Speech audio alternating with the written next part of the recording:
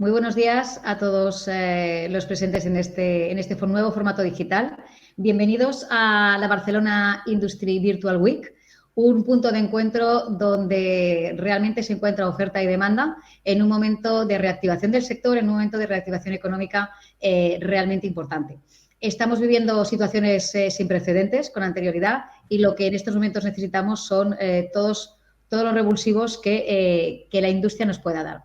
Por eso inauguramos esta Barcelona Industry Virtual Week con un programa de 4 días dedicados al conocimiento, a la transferencia de tecnología y al poder intentar implementar la parte de digitalización en las industrias. En esta inauguración nos acompaña Jordi Linares. Jordi Linares es subdirector general de digitalización de la industria y entornos colaborativos del Ministerio de Industria, Comercio y Turismo, al cual en breve le voy a dar entrada para que nos pueda comentar todo el plan de reactivación que bajo su responsabilidad está. Simplemente agradeceros a todos que estéis aquí con nosotros, agradecer al equipo de FIRA de Barcelona el poder estar aquí en esta plataforma, agradecer a los institutional partners, a los sponsors y a todo el personal que ha hecho posible este webinar. Y, evidentemente, apuntaros en los 4 días, a los 4 seminarios y en 2021 nos vemos en Industry. Muchísimas gracias y te doy la palabra al señor Linares. Buenas gracias, Pilar. Y la verdad que agradecer a FIRA de Barcelona la invitación.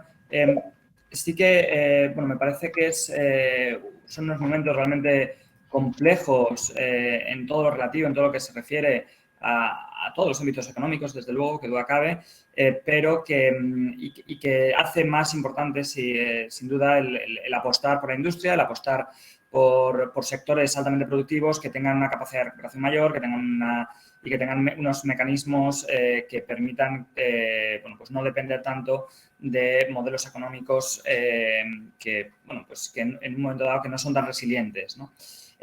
Sí que como le comentaba a Pilar en su momento, estos próximos minutos dedicaré toda la presentación a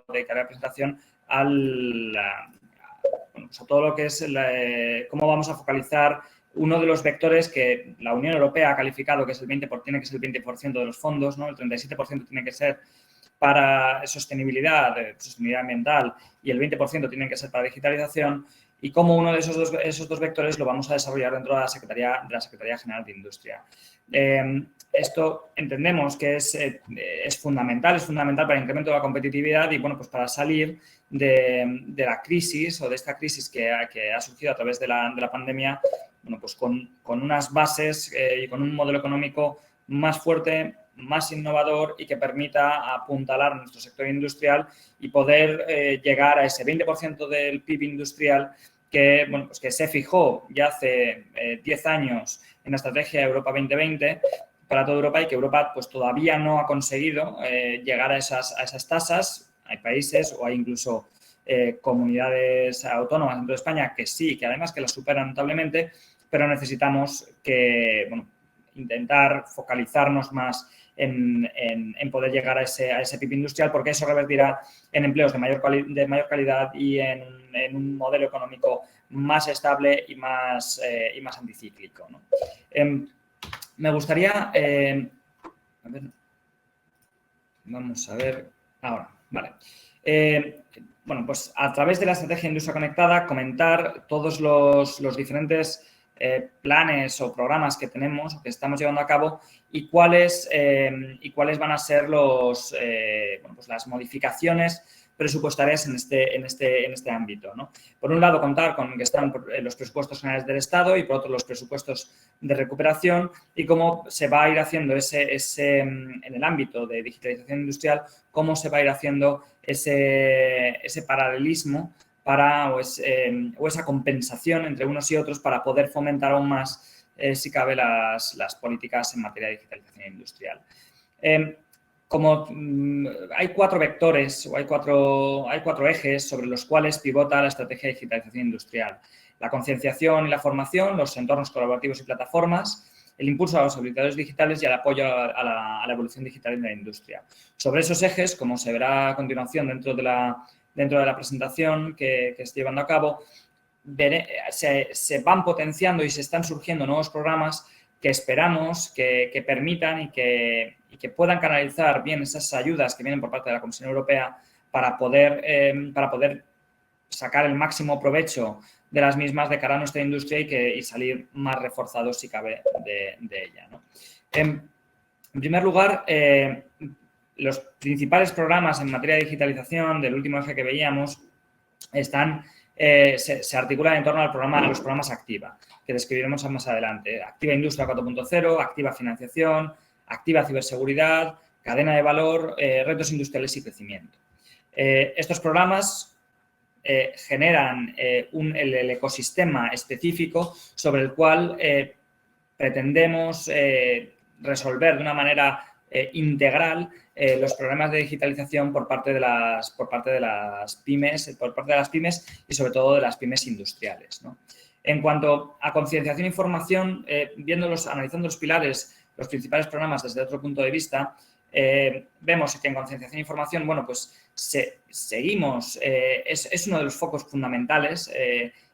¿Por qué? Porque realmente lo que percibimos es que el COVID lo que ha traído es que ha puesto en valor que la digitalización no era una opción, sino que era una necesidad, sobre todo en el teletrabajo. Pero eso pues, se puede extrapolar a otros ámbitos. Entonces, entendemos que esa labor de concienciación, bueno, pues el COVID en cierta medida ha forzado lo que decía un directivo de una gran multinacional española, que, bueno, pues que ha adelantado 5 años la digitalización, pero entendemos que no solamente la ha adelantado 5 años, sino que además ha adelantado 5 años a lo mejor el teletrabajo, pero ha concienciado sobre la necesidad de la digitalización en otros ámbitos que a priori pues no serían tan importantes, ¿no? Pero esto hay que llevarlo un paso más adelante, es decir, que los directivos de las pequeñas y las medianas empresas tomen conciencia sobre esta importancia y lo adopten y acudan a nuestras ayudas y adopten las ayudas que llevamos a cabo para poder ir adelante con toda esa transformación digital, ¿no? Aquí se listan, bueno, pues una serie de eventos y de medidas que llevamos a cabo para esa concienciación, y una de ellas, por ejemplo, es participar en foros y en ferias como la Industry, ¿no? Por otro lado, destacar los entornos colaborativos, que me tendré más adelante, con las agrupaciones empresariales innovadoras y con los Digital Innovation Hubs, y dentro del apoyo de la evolución digital de la industria, bueno, pues destacar el programa ADA, destacar los programas Activa y luego todo lo relativo a las normas UNE que hemos llevado a cabo, ¿no? En cuanto a ADA, es una herramienta de autodiagnóstico avanzado que actualmente, bueno, disponible para todo el mundo, se consulta a través de la web, permite una evaluación rápida sobre el estado de digitalización de la empresa, y es importante que ahora mismo lo vamos a actualizar y vamos a permitir el acceso a toda Latinoamérica. Estamos ahora mismo en contacto hemos firmado dos memorándums de entendimiento, uno con Argentina, con la República Argentina, y otro con la República Dominicana. Estamos trabajando en más. ¿Para qué? Para que el modelo de industria conectada sea un modelo uniforme en todo Iberoamérica. Y que el modelo sea que nuestras empresas y las empresas españolas y las empresas de toda Iberoamérica, pues que puedan hablar el mismo lenguaje de digitalización, y que además las empresas que permiten esa modernización, tanto de un lado del Atlántico como del otro, permitan esa comunicación bidireccional. Y además, para ello, trabajando con Naciones Unidas y con el Banco Interamericano de Desarrollo, estamos tratando de fomentar estos acuerdos y de fomentar estos trabajos también para desarrollar estas características industriales, y que el modelo español sea el modelo reconocido en toda Iberoamérica, y que eso favorezca a nuestra industria, ¿no? Destacar simplemente que la herramienta mide los grados de madurez digital, posteriormente medirá los grados de madurez digital en el ámbito comparado con empresas de Iberoamérica, y que, bueno, pues hasta el momento hay en torno a unas 4.000 encuestas finalizadas, y que, bueno, pues esperamos que con este nuevo impulso pues sean más, y que, bueno, pues podamos articular el barómetro de industria que hablaré más adelante. Y pasando a los programas también de apoyo de digitalización al sector industrial, ¿no? Encontramos con los programas Activa. Activa Industria es, digamos, uno de los puntos de entrada. Es decir, para digitalizar lo primero que hay que hacer no es comprar tecnología, sino que es saber a dónde se quiere ir, Y los programas de consultoría, y en concreto el de Activa Industria, permite a una empresa individual saber dónde tiene que ir y luego, una vez sabe dónde tiene que ir, acceder a nuestros programas de financiación o acceder a las diferentes ayudas que llevamos o que tenemos desde la Secretaría General de Industria. Es una consultoría, se hace a través de la Secretaría de la Escuela de Organización Industrial. La aportación de la empresa este año va a ser de 600 euros. Cada empresa beneficiaria elegirá a la consultora que quiere recibir el asesoramiento y, bueno, pues está digamos, focalizado en la sección C, en las divisiones del 10 al 32 del CENAE, con lo cual son sobre todo para empresas industriales, ¿de acuerdo? Mínimo de 3 visitas a instalaciones, con 50 horas de asesoramiento y con unos talleres demostrativos específicos. Y los beneficiarios, bueno, pues en anteriores ocasiones, pues en 2017 son flexibles los beneficiarios en este sentido, 2017 243, 2019 fueron 157, sobran plazas, ¿de acuerdo? En 2020 lo hemos ampliado a 370 asesoramientos, pero vamos a sacar más plazas en 2021, incluso vamos a tratar de que sean 2 convocatorias.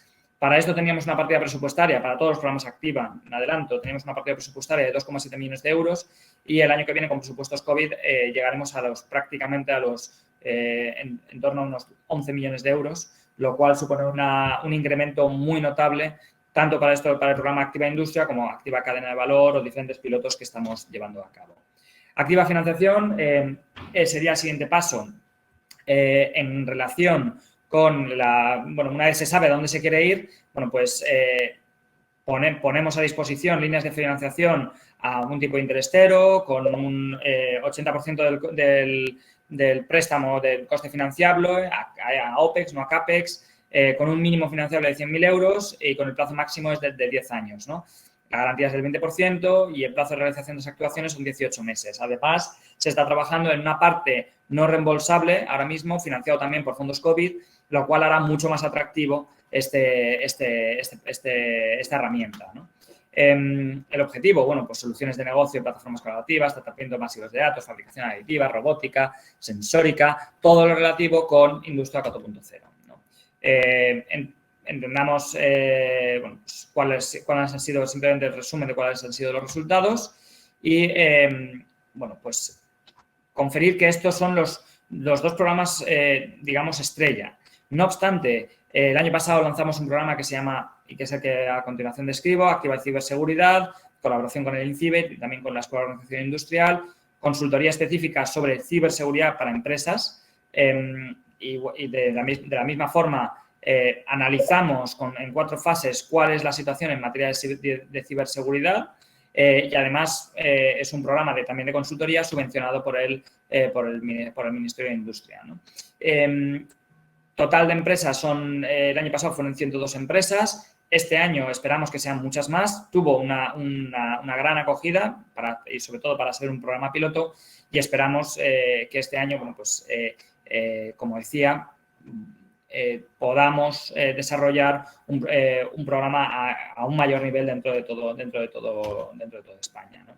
Activa Crecimiento sería un programa previo, específico también, consultorías específicas, pero previo a Activa Industria, para poder fijar las bases de una empresa, para poder fijar determinadas características claves para poder pasar a un siguiente estado o un siguiente estadio con Activa Industria, como puede ser en materia de innovación, de recursos humanos, de operaciones, también de digitalización, pero a un nivel más bajo, un nivel incipiente, ¿no? En marketing y en comercialización y también en finanzas. Es decir, sentar las bases, las estructuras básicas de la empresa para que a través de programas como Activa Industria podamos ya hacer una realidad todos los programas relativos a digitalización industrial y focalizarnos más en programas específicos pues, como puede ser, como señalaba anteriormente, en materia de IoT o en materia relativa a Big Data, etcétera.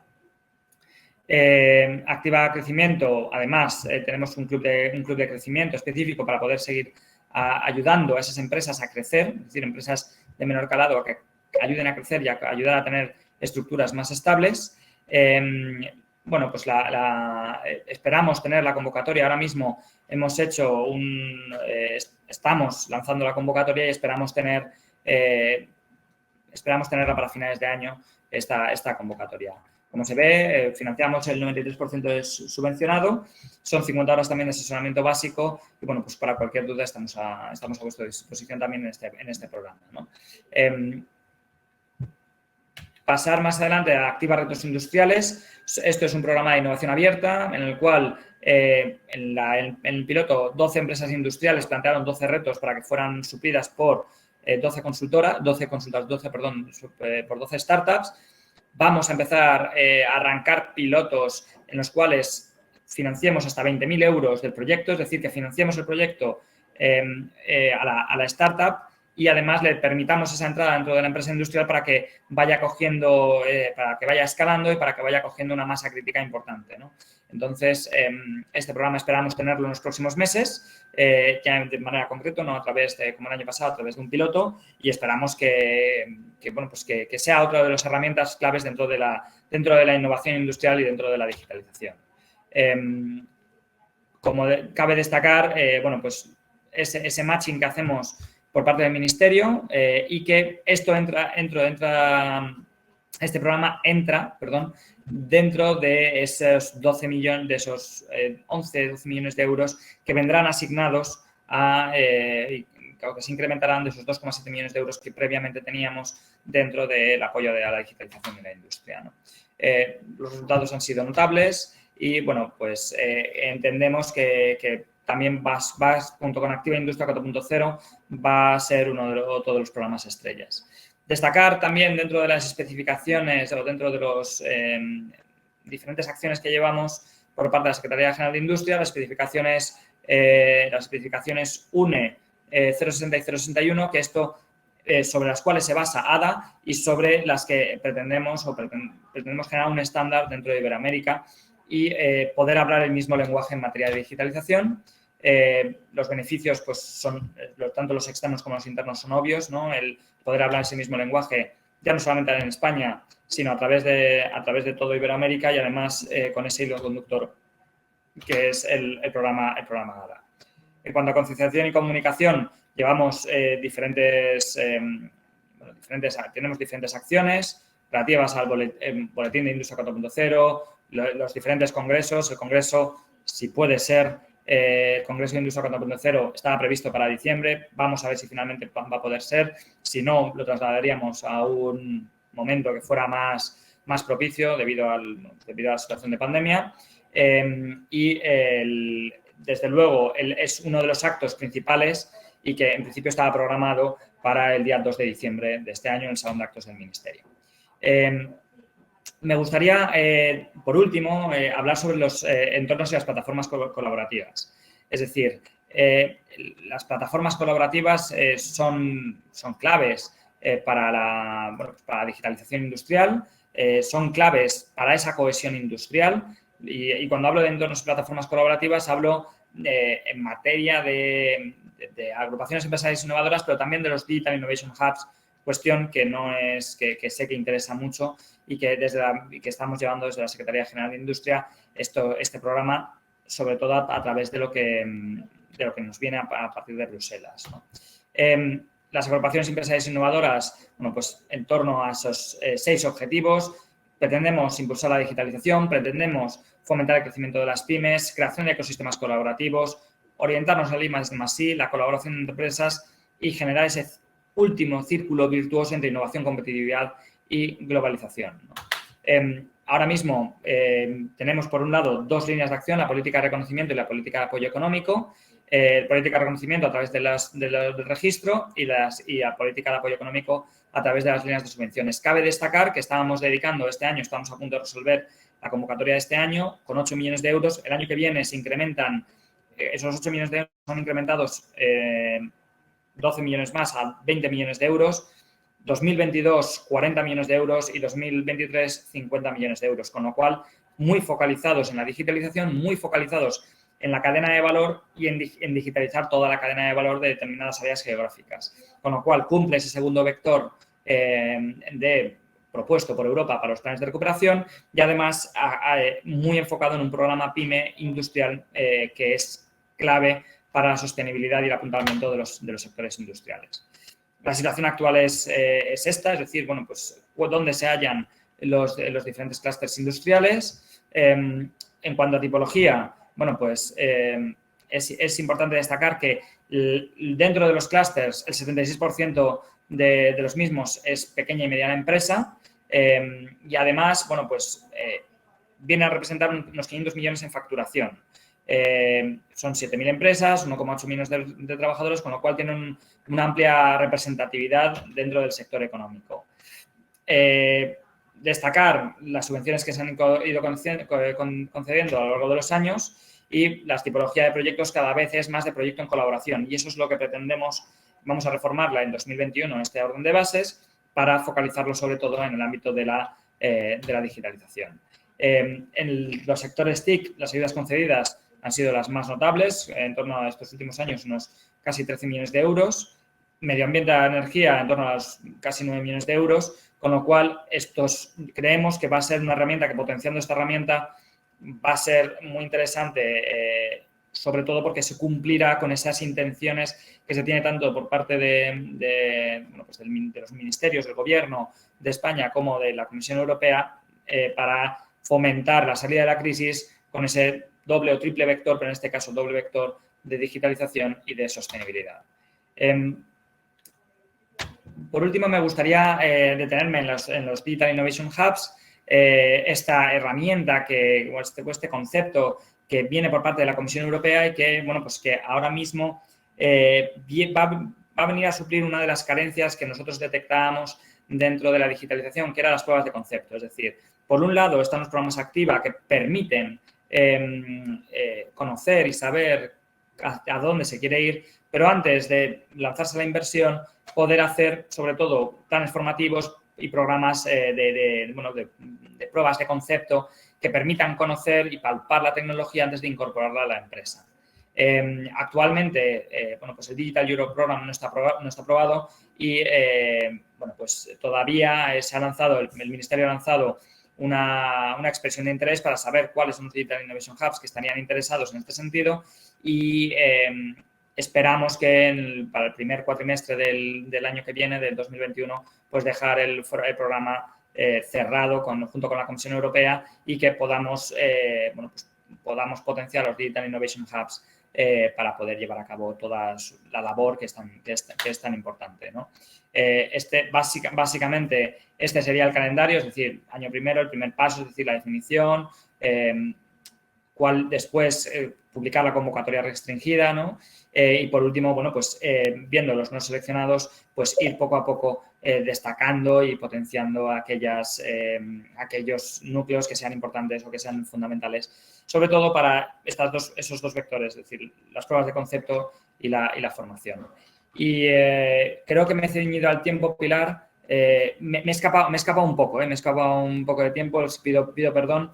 Al final me he ido casi a 25 minutos, pero he intentado resumirlo de la manera más escueta y rápida posible los programas y sobre todo ese impacto económico que pueden tener con los nuevos presupuestos COVID. Muchísimas gracias, Jordi, por tus aportaciones. Yo, antes de saltar al segundo bloque, quiero hacerte un par de preguntas que estamos viendo en el chat. Hay gente que pregunta ¿dónde puede acreditarse como consultor? Sería una de las primeras preguntas. A ver, las consultorías, nosotros el año que viene lo hacemos a través de licitaciones de la Escuela de Organización Industrial. Son licitaciones marco con 2 años. El año que viene volveremos a licitarlo, con lo cual, cuando abramos la licitación, es el momento para postularse para esa licitación. Además, es un acuerdo marco, no es que lo gane una consultora, sino que lo ganan múltiples consultoras y luego las empresas eligen a esas consultoras. O sea, y en todos los programas, es decir, que todos los programas Activa, vamos a sacar otro, todavía no lo he listado aquí, pero lo adelanto, un programa de retos, no solamente retos industriales, sino de cadena de valor.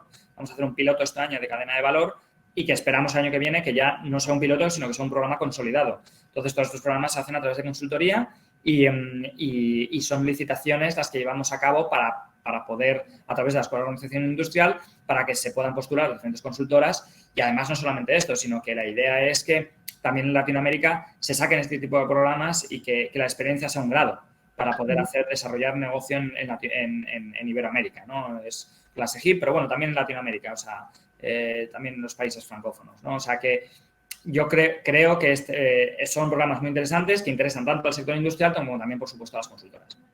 Tenemos una segunda pregunta que nos indica que puede repetir los escenarios susceptibles de activa industria. Perdón, no te he oído bien, Pilar, que se me ha entrecontado. ¿Que puede repetir los CENAE susceptibles de activa industria? CENAE 1032. Vale, perfecto, muchas gracias. Digo, decía que también en la web seguramente lo tendréis. Sí, esto está todo en la web. Y Aleix comenta, a muchas pymes se les hace difícil realizar una solicitud y gestión burocrática de las ayudas. ¿Hay alguna línea de trabajo en ese sentido para acercar aún más las oportunidades existentes? Bueno, nosotros tratamos, en cuanto a materia de financiación, hay una línea específica, o sea, hay un grupo de trabajo específico que dentro del Ministerio que se dedica a ayudar a las pymes a poder solicitar las ayudas y se les ayuda. O sea, que no es presenta el formulario, no, hacemos un acompañamiento específico. En el caso de los programas Activa, el fundamento del programa es ayudar a la pyme, es decir, que es un programa que no requiere ninguna especificidad, simplemente el solicitarlo y una vez solicitado se va adelante con el programa y el programa es, bueno, pues hay un pequeño copago simplemente anecdótico para también que haya una corresponsabilidad, pero que es un programa que es el inicio y a través de ese programa, junto con la consultora y junto con el Estado, ayudamos a todo ese camino, ¿no? que es fundamental y que ahora mismo hemos visto multiplicar los fondos prácticamente por 4, ¿no? Por 5. Entonces, yo creo que es un momento muy interesante para poder acudir a todas estas líneas, tanto a la subvención en especie como a las subvenciones o como la financiación que llevamos a cabo, para poder destacar y para poder apuntalar las estructuras existentes. Muy bien. Pues Jordi, ante todo agradecerte tu presencia en esta inauguración de la Barcelona Industry Virtual Week. Ya has visto que el tema suscita interés. Yo sugiero a todos los asistentes que para cualquier cosa, pues la web del Ministerio está a vuestra disposición. Y ya pasamos al segundo bloque. Gracias, Jordi, por tu presencia. Muchísimas gracias a vosotros.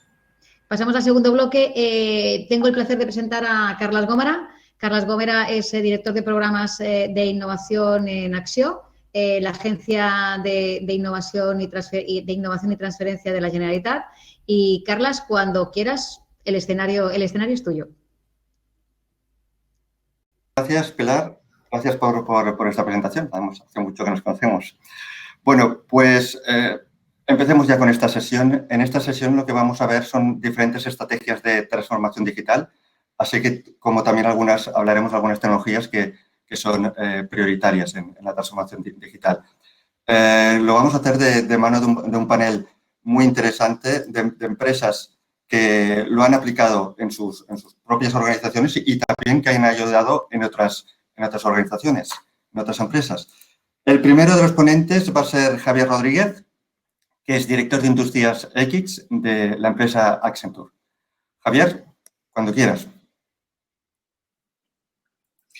Buenos días, muchas gracias por la oportunidad de estar aquí y la verdad es que me ha resultado muy interesante el discurso de Jordi en su posición de liderazgo institucional apoyando estos temas. Me quedo con dos mensajes que me sirven para ligar la muy breve charla con dos ideas fundamentales que quiero daros hoy, ¿no? Y los dos mensajes extraídos de la conversación o del discurso de Jordi son, uno, la necesidad de colaboración, otro, el cómo realmente agregamos ese tejido industrial de pymes para dar mayor valor añadido. Hablando del sector industrial, yo creo que es importante centrar un poco también desde el punto de vista competitivo, ¿no?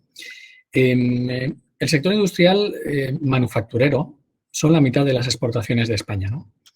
Y esto nos dibuja un panorama en el cual las empresas industriales compiten cada vez más globalmente. Ya no hay un mercado local, hay un mercado que es realmente global. Sobre todo si pensamos en las empresas grandes, que en España es un porcentaje muy pequeño, apenas el 2,5% de las compañías industriales tienen más de 50 trabajadores, pero esas compañías, ese sector, tiene una actividad exportadora muy intensa con casi el 40% de la facturación que mira hacia afuera, ¿no? Y yo creo que las empresas medianas y grandes tienen además una responsabilidad de ser tractores del tejido industrial español, de ese 90% largo de compañías que son muy pequeñas y que, por lo tanto, por naturaleza, pues encuentran limitaciones a la hora de desarrollar productos complejos de valor añadido y más sostenibles durante más tiempo en ese mercado global en el que compiten. En este sentido, la visión que tenemos desde Accenture, ¿no?, de cómo impulsar esta transformación digital de la industria española y también de la necesidad que hay de impulsar esta transformación, va por dos vías y que voy a tratar de ilustrar con ejemplos. Por una parte, tenemos la vía de añadir valor al producto y esto es ya aterrizar estos planes y decir en qué sentido, cuál es la estrategia que debería utilizarse para ser más competitivo en los mercados globales. Si miramos España y con una visión global como la que tenemos en Accenture, mirando también los países de nuestro entorno, en España tenemos, tenemos un área de mejora en el sentido del valor añadido bruto que damos a nuestros productos. Tenemos sectores industriales muy potentes, vamos a tomar como ejemplo el sector de automoción, pero realmente con un valor añadido bruto, o sea, el valor que añadimos desde España, que es muy inferior a los países de nuestro entorno. Aterricémoslo un poco. Tenemos mucha industria en España que hace trabajo que obviamente tiene valor, que es necesario, que genera exportaciones, que genera empleo, pero en algunos casos, y el sector de automoción, precisamente fundamentalmente fabricación de coches, no tanto de componentes, sino de coches, en donde una gran parte del valor añadido es realmente un valor que además se importa. Con lo cual, la diferencia entre el valor que se exporta y el valor que se importa, que es ese valor añadido bruto local, es mucho más pequeño que en países de nuestro entorno. Pensemos en Francia y, desde luego, pensemos en Alemania como referente industrial de Europa. Esto hay que aterrizarlo y hay que aterrizarlo de una manera bastante sencilla, que es el valor añadido bruto, que es lo que queremos tener como país para tener una industria sostenible, resiliente ante las crisis, como ha demostrado que es el sector industrial, se consigue fundamentalmente a base de crear diseño de producto. Crear producto, crear diseño de producto, crear productos complejos que somos capaces de integrar en el entorno industrial. Estamos hablando de bienes de equipo, estamos hablando componentes de automoción, ya es un país fuerte España. Podemos estar hablando de algunos sectores como el de defensa, tanto en el ámbito aeroespacial como en el ámbito naval. Crear un producto con alto valor añadido es una garantía de crecimiento futuro y además, y lo digo con el segundo mensaje, es una garantía de tener capacidad de tracción sobre el sector de pymes, de startups, de pequeña empresa, que es lo que tenemos en este país, actuar de tractor sobre ese sistema para realmente hacer crecer el componente industrial. Para crear estos productos de valor añadido, la digitalización es clave. Me consta que alguno de los ponentes de hoy lo va a desarrollar, con lo cual solo voy a hacer una mención de ello, pero en este aspecto de crear productos de alto valor añadido, las tecnologías digitales, la tecnología de gemelo digital es absolutamente clave. Realmente es la tecnología que da una competitividad y una capacidad de añadir de forma eficiente, diseñar de forma eficiente productos que tienen alto valor añadido y que se integran en la cadena de suministro industrial. Entonces, esa es una primera idea, que es la estrategia de país. Probablemente tendría que tener este eje en mente, que es tenemos que conseguir transformarnos en creadores de producto y transformar varios sectores industriales que tenemos, que se han especializado en tareas que son súper interesantes, e insisto, que generan mucho empleo, pero pasar de ser ensambladores de componentes que vienen de todo el mundo a realmente crear productos que tengan nuestra propiedad intelectual y que realmente sean productos que exportamos y, por lo tanto, generamos ese valor añadido. La segunda parte o la segunda palanca para el crecimiento, tal y como lo vemos desde Accenture, es una vez tenemos esa visión de crear producto, de integrar empresas en nuestro tejido industrial pequeño con herramientas colaborativas, utilizando las empresas tractoras de cada sector industrial. La segunda parte tiene que ver con la propia eficiencia del sector industrial.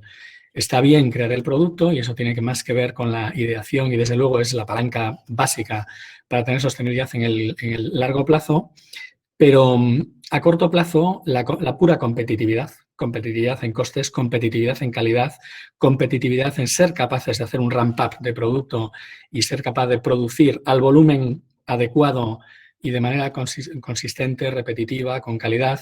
Eso también es absolutamente clave. Y eso nos lleva a un segundo terreno de digitalización que es diferente y complementario. Es un terreno orientado a la eficiencia, que es el campo de la digitalización de los procesos industriales. Aquí estoy hablando, o desde Accenture vemos que el posible valor nuevamente es un valor basado en datos, es un valor basado en la información en tiempo real de los procesos industriales. es un valor que se orienta a capturar la información mediante tecnologías IoT, a utilizar herramientas de analytics con inteligencia artificial. Hay una visión que tenemos, que compartimos con otros ecosistemas, con otros players en este ecosistema digital de la industria, que es la visión de la factoría realmente que se autorregula, la factoría que se automantiene. Se trata de realmente automatizar tareas para poder focalizar realmente a nuestras personas en las tareas de añadir más valor, en este caso focalizado en los procesos industriales. Hay todo un discurso de esta información en tiempo real, hay todo un discurso de cómo fluye esta información en la cadena de suministro. El sector industrial no es un sector de empresas aisladas, es un tejido muy complejo en el cual los problemas en la cadena de suministro, la sincronización de la cadena de suministro es algo absolutamente básico, y las tecnologías digitales que son nuevas. El mundo está siendo realmente cambiado por estas nuevas tecnologías digitales. Hace tan solo unos años era muy complicado imaginar la integración de una cadena de suministro a través de un número grande de empresas. Ahora las tecnologías cloud, las tecnologías IoT, el 5G va a ser una revolución en todo este campo. Todo esto nos permite que fluya la información de una manera como antes no era posible. Nuestros competidores y socios en Europa ya lo están haciendo, y por eso también es una necesidad que en España creemos esta segunda palanca, la palanca de la eficiencia y la palanca de la transformación digital en los procesos industriales, con los sistemas de gestión de información en tiempo real y con los sistemas de integración en la cadena de suministro. Desde Accenture pensamos que estas dos palancas, uno, la palanca de añadir valor al producto pues mediante tecnologías como Gemelo Digital, mediante tecnologías también de extraer datos del producto y comercializar nuevos servicios. Y la segunda palanca, las tecnologías digitales que aumentan la eficiencia de los procesos industriales, fundamentalmente información en tiempo real e integración de cadena de suministro. Pensamos que esas son dos palancas que tienen que ser tenidas en cuenta para poder lograr un crecimiento sostenible de la industria en España.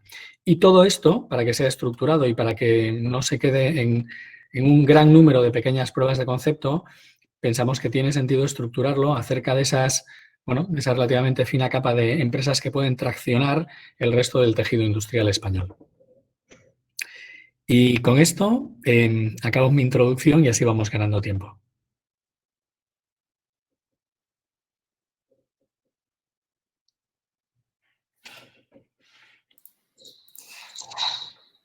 Muchas gracias.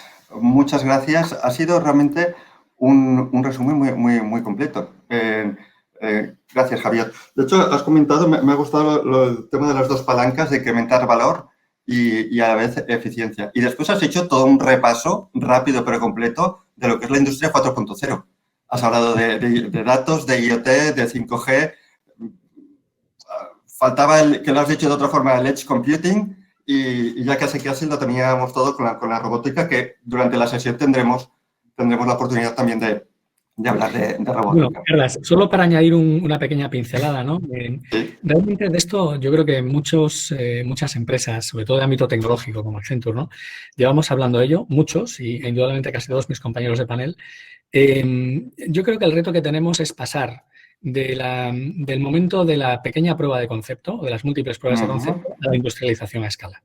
Ese es el reto que tenemos, y creo que además tenemos una oportunidad como país, con el apoyo de las instituciones, hacerlo, ese mensaje que también he insistido en él, de manera estructurada, probablemente con empresas tractoras, y haciendo una transformación de la industria realmente desde la empresa tractora hasta la última pyme que está en ese ecosistema de cadena de suministro. Totalmente de acuerdo. Sí, sí. A lo mejor sobre estos temas, el próximo ponente, Luis Miguel del SAT, nos puede ayudar y dar un poco más de luz. Luis Miguel es el Head of Digital Design and Manufacturing and Services, de Airbus. Y nos va a comentar sobre la estrategia digital y cómo depende, teniendo en cuenta el momento de lanzamiento de un nuevo producto. ¿Lo he dicho bien, Luis Miguel? Lo has dicho fenomenal. Buenos días. Espera que coja la presentación, porque yo no he sido tan valiente como Javier y he preparado unas slides para poder hacer este viaje de transformación digital. Ha dicho Javier que el gran reto es pasar de las pruebas de concepto y de los MVP a la escalabilidad. Eso es lo que nos está pasando a nosotros a día de hoy, ¿no? Voy a intentar resumirlo en 10 minutos. Lo primero que me gustaría es en la presentación, si la queréis, van mis datos personales. Voy a pasar para centrarme en lo que es la industria 4.0 en Airbus, que está muy afectada por el lanzamiento de los productos. Nosotros somos una industria donde el lead time, tanto de diseño como de fabricación y del customer service de los aviones, duran en torno a 35 o 40 años, y eso hace que nuestro producto estrella, el producto que nos ha servido para derrotar a Boeing, es un producto del año 1987, ¿no? Yo ni siquiera estaba en la compañía en ese momento. El primer vuelo fue en esa fecha. ¿Eso qué quiere decir? Pues que los planos estaban en papel y que no teníamos modelos 3D.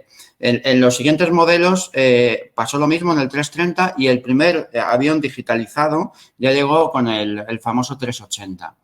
La evolución ha seguido. En el 2013 podemos decir que el 350, el avión de largo alcance, es un avión totalmente digitalizado, y el reto que tenemos, que de momento está parado por el COVID, es en ese nuevo lanzamiento, ese avión verde que tendremos, no solamente va a ser un avión digitalizado, sino que va a ser un avión usando plataformas, teniendo la capacidad de compartir los datos. Hasta ahora, normalmente los departamentos trabajaban en silos, con un montón de aplicaciones locales y donde toda la información se pasaba en las famosas hojas Excel, ¿no? Y ese es uno de los retos que tenemos. Y otra cosa que también es importante es que nosotros somos la unión de 4 países que se producen en el año 2000.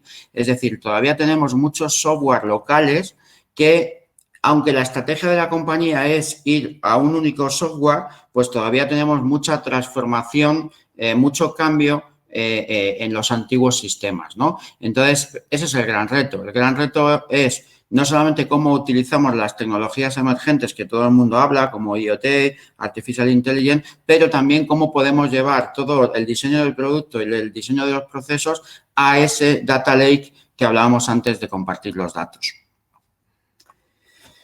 ¿Qué tenemos en dónde estamos trabajando? Pues en la parte de Enable, sobre todo en el 320, estamos en la parte de PLM, cambiando todos los planos a modelos.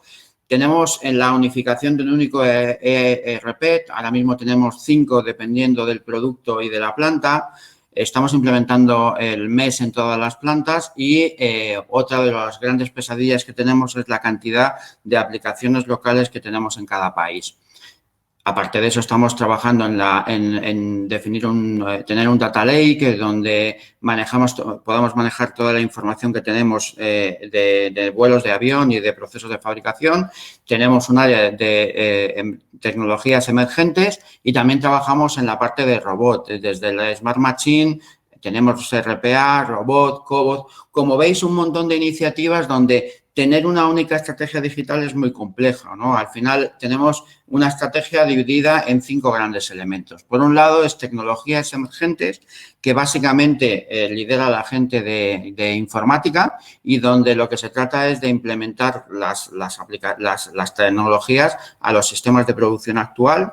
Tenemos un área de productos donde lo que tratamos de tener es el producto lo más digitalizado posible. Como os he contado antes, no es lo mismo un producto lanzado en 1982 y que un producto lanzado en el 2010.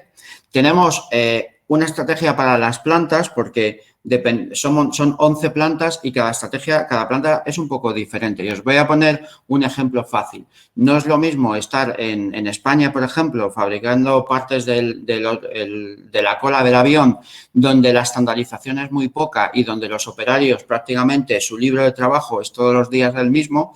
No es lo mismo eso que cuando tú estás en una Final Assembly Line y un día te viene un avión de Emiratos y al día siguiente te viene un avión de Iberia y la configuración del avión es totalmente diferente, ¿no? Entonces, el gasto y la inversión que tenemos que hacer en tecnología en las plantas de montaje es mucho mayor que en las de fibra. Luego, tenemos un área de supply chain donde, entendiendo supply chain, logística y desarrollo de proveedores y donde está muy desarrollada porque es algo estándar y transversal a toda la organización. Y, por último, tenemos una parte de Worker 4.0 donde es un módulo especial que tratamos de ver cómo las tecnologías se pueden implementar a nivel de los operarios. Esto es muy similar en todas las plantas. Os he traído una slide donde al final lo que se trata es de ver cómo las tecnologías pueden ayudar al día a día de los operarios. Tenemos la realidad virtual, los controles de voz, los guantes inteligentes, los robots, parte de los smartphones y, por supuesto, toda la parte de IoT. todo esto se hace en un entorno colaborativo y me gustaría señalar que uno de los grandes problemas que hemos tenido es, nos ha costado mucho la evolución del tradicional Excel, PowerPoint, a trabajar colaborativamente. Y hace 2 años la empresa tomó una decisión que fue moverse de Microsoft a Google y de comisionar las herramientas de Microsoft, al menos el Gmail y el Microsoft 360. Eso nos ha forzado a regañadientes, pero con una buena política, a cambiar nuestros hábitos de trabajo y ahora estamos en un proceso mucho más colaborativo. La parte derecha es una herramienta que se llama Klaxon, que estamos usando para todo lo que es innovación, workshop, trabajo en equipo. Cuando yo lideraba la parte de transformación digital de Supply Chain, uno de los grandes problemas que tenía era que nadie quería hacer webinars ni videoconferencias. Todo el mundo quería que físicamente yo estuviera en la planta, ¿no? Y creo que el COVID en eso ha avanzado mucho. Pero es verdad que si no somos capaces de tener unas buenas herramientas que fomenten la colaboración y la innovación, eso puede ser perjudicial a medio o largo plazo, ¿no? Luego, me gustaría, en esa escalabilidad que hablaba antes Javier, claramente este tipo de herramientas son fundamentales. Y la última slide, me gustaría hablar de que nosotros no solamente estamos pensando en la optimización de los costes a nivel industrial, también tenemos un proyecto que se llama Skywise, que es la creación de una plataforma donde recogemos información de los vuelos de las aerolíneas que trabajan con nosotros. Entonces, ahí estamos teniendo un enfoque diferente de lo que es la digitalización, un enfoque más hacia cómo incrementar nuestros ingresos, cómo estar más cerca del cliente y además nos está ayudando a crear una plataforma colaborativa entre los clientes, entre las plantas de Airbus y en un futuro, cuando solventemos todos los problemas con el business case, podremos llegar a los proveedores. ¿Vale? Pues esa es la situación que tenemos ahora, trabajando, teniendo una estrategia global de digitalización, pero con muchas pruebas de conceptos, con muchas MVP, de las cuales unos ya están en nivel de escalabilidad y otros estamos casi empezando. Pues, Carles, esa es la presentación. Muy bien, muchas gracias. También has introducido conceptos nuevos en el que podemos discutir más adelante.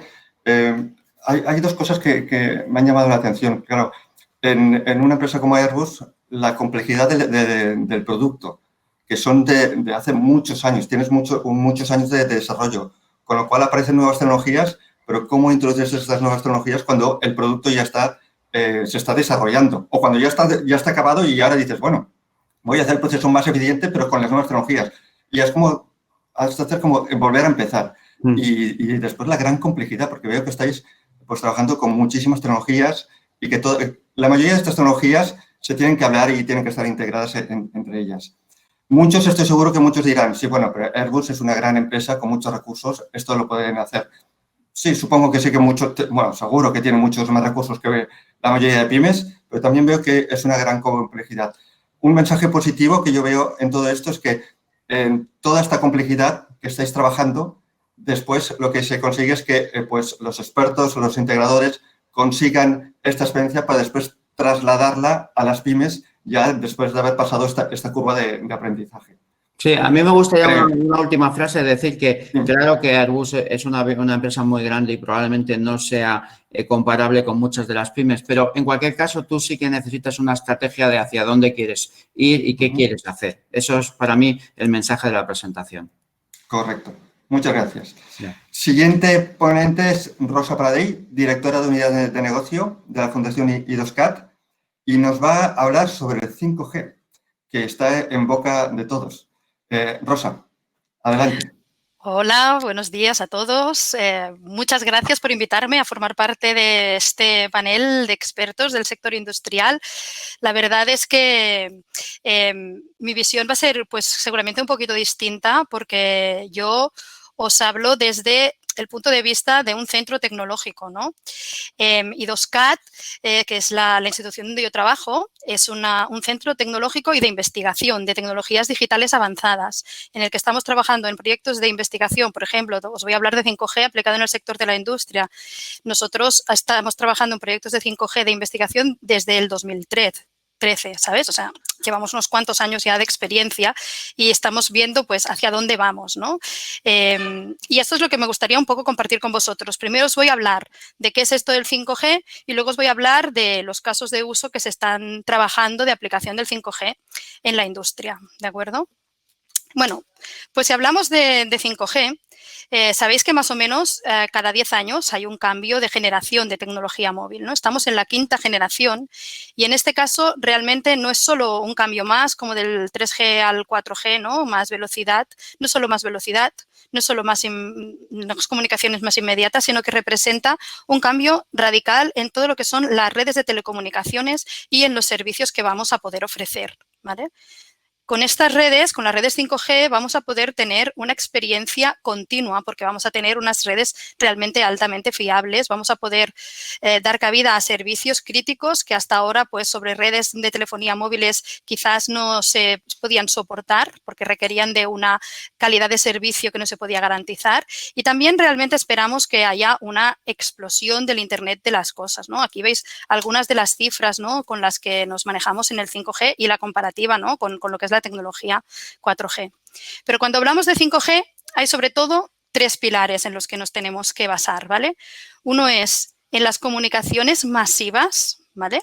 Eso significa que vamos a poder comunicar hasta 1 millón de dispositivos por kilómetro cuadrado, ¿vale? Cosa que actualmente no es posible con las redes actuales. O sea, cuando estáis en algún evento con una alta concentración de personas, un evento deportivo, un concierto, intentas mandar una foto, hacer una llamada en el momento clave y es imposible porque todo el mundo está accediendo a la red a la vez y no tenemos capacidad. Esto no nos encontraremos con estas situaciones con las redes 5G porque permitirán este millón de dispositivos por kilómetro cuadrado.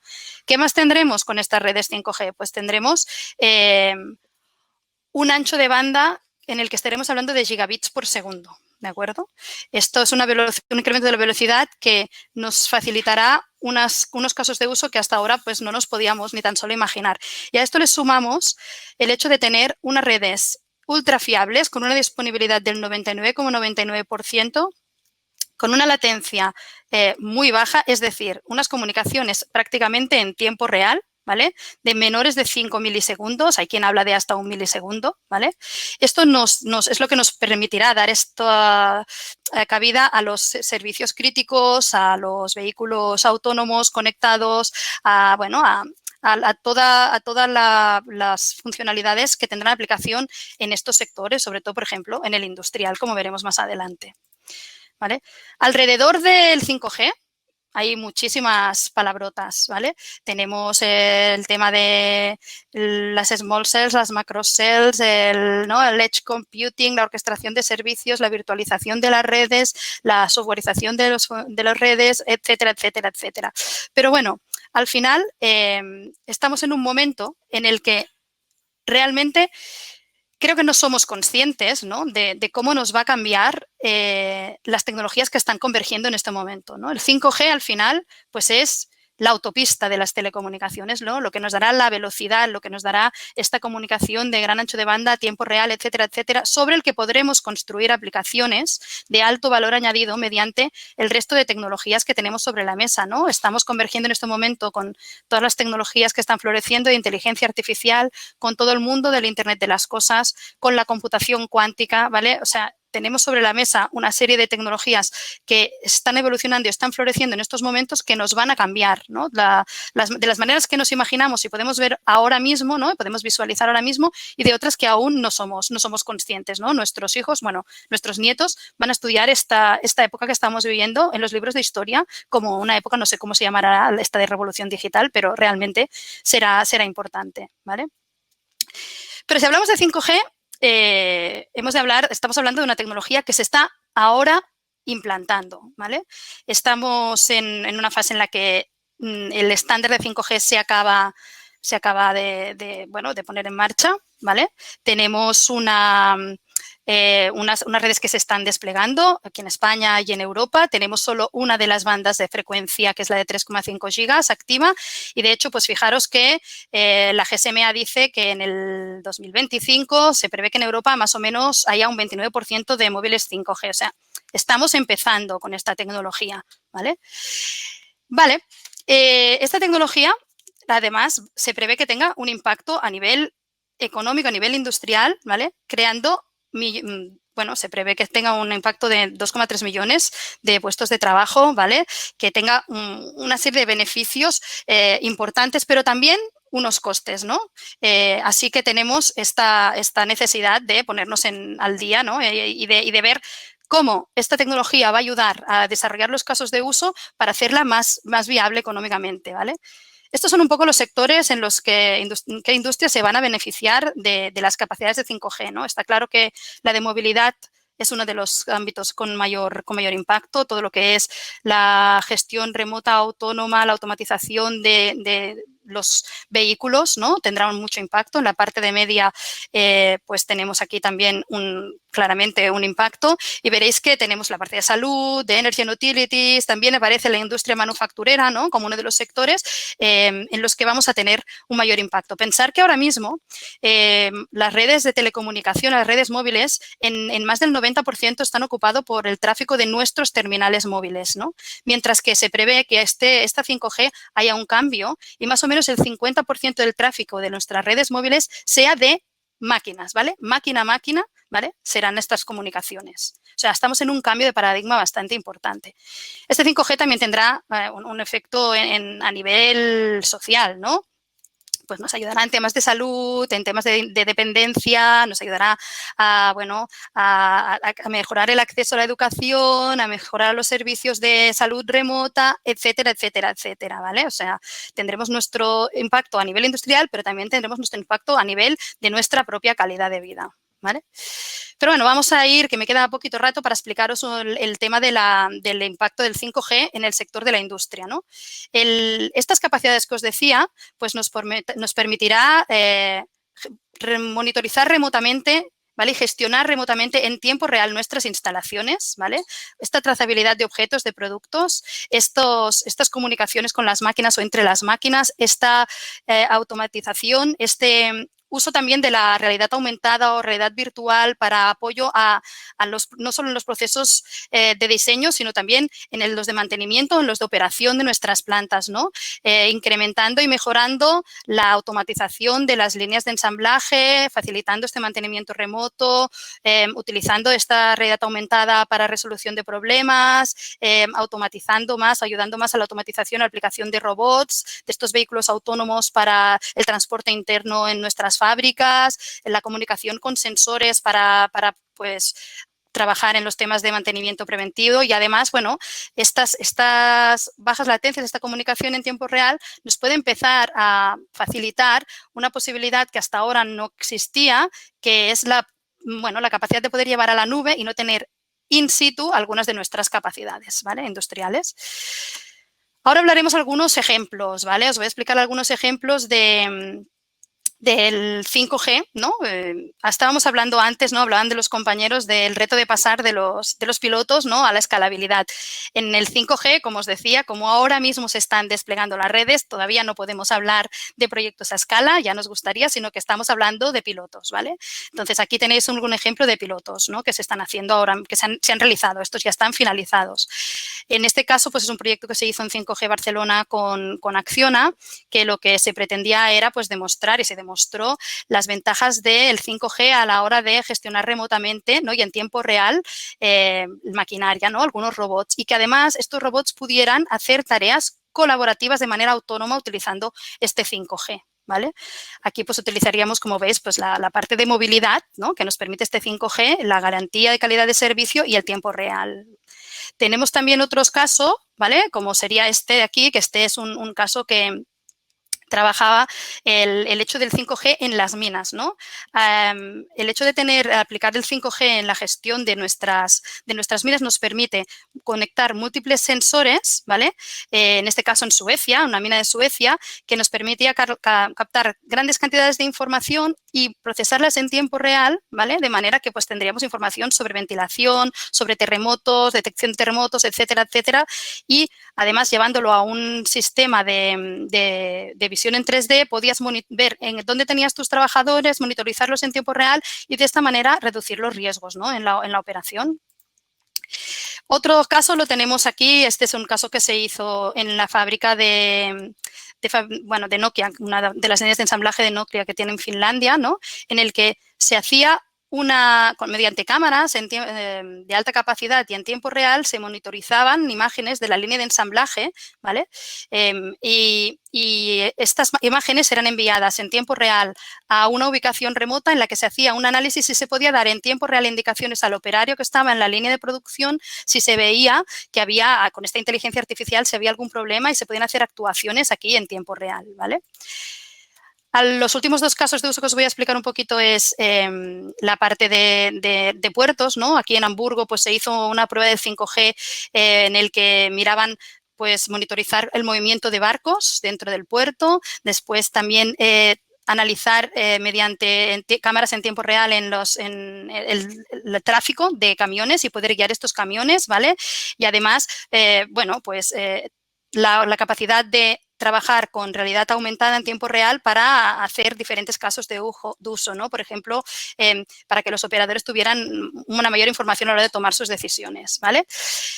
Para acabar, pues tenemos este caso, que es un caso que se hizo en China. Pues este es el puerto de Qingyao, que es el 7º puerto con el mayor volumen de movimiento de contenedores, ¿no? Y en este caso se utilizó el 5G para gestionar remotamente estas grúas en la carga y descarga de los contenedores y además había unas cámaras que eran capaces en tiempo real pues de estar viendo el estado de estos contenedores, ¿no? Por lo tanto, vemos que el 5G, como os decía, con estas características que nos da el tiempo real, ¿no?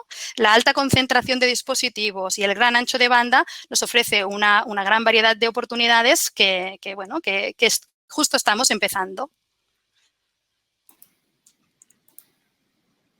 Muchas gracias, Rosa. Muy interesante. Además, personalmente es un tema que me interesa muchísimo, el 5G, y me ha gustado mucho los ejemplos que has dado, porque uno de los peligros que tenemos con el 5G es que intentemos hacer con el 5G lo mismo que hacíamos con el 4G. Y realmente lo que hay que hacer es casos como los que has enseñado. Hacer cosas nuevas, hacer cosas que antes no podíamos hacer con el 4G. Y ahora con el 5G sí, hay que pensar diferente.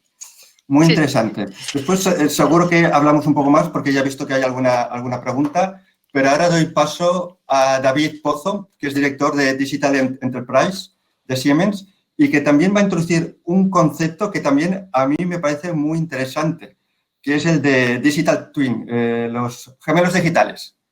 Adelante, David. Hola, Carlos, buenos días a todos y gracias a la organización también por invitarme a participar de esta mesa. Vale, permitidme que comparta un momentín.